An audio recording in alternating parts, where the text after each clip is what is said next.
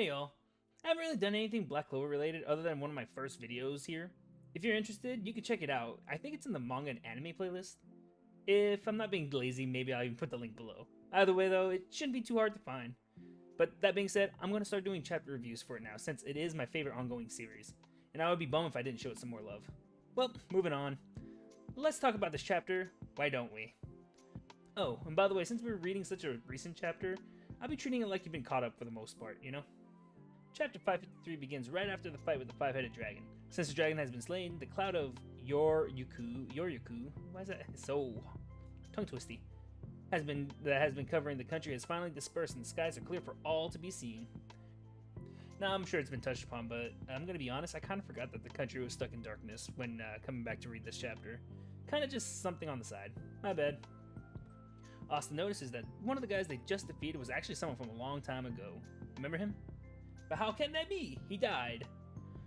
Ryu explains that Lucius knows how to bring people back from the dead. That of Grand Magic Knight level 2.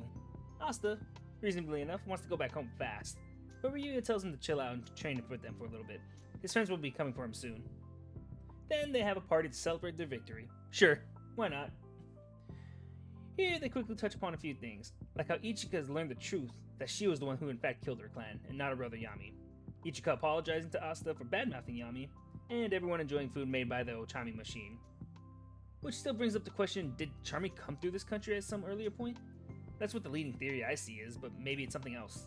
Maybe female dwarves have similar appearances, and all love food. I don't know. Some other fun fillers at the party, but nothing super important.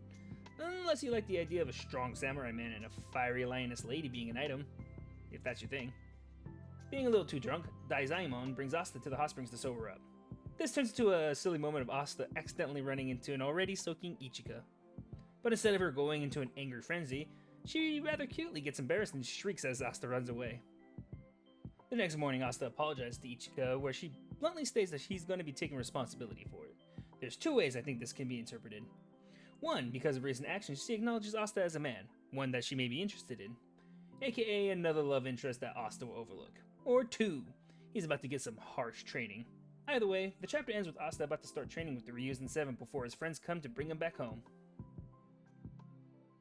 Now, I think one of the things that's circulated in everyone's thoughts is the idea of what people are going to be coming back from the dead. There's no doubt in my mind that there's going to be a whole bunch of low blows in terms of fallen allies. It's just a hunch. Anyone's up for grabs. I'm going to assume everyone is thinking that some family member is going to be brought back and pitted against another living family member. Like maybe Asiel and Noel. Did I say that right? That doesn't sound right saying it. It looks like the time spent in this country is coming to a close, and the Clover Kingdom is going to be coming back into the limelight.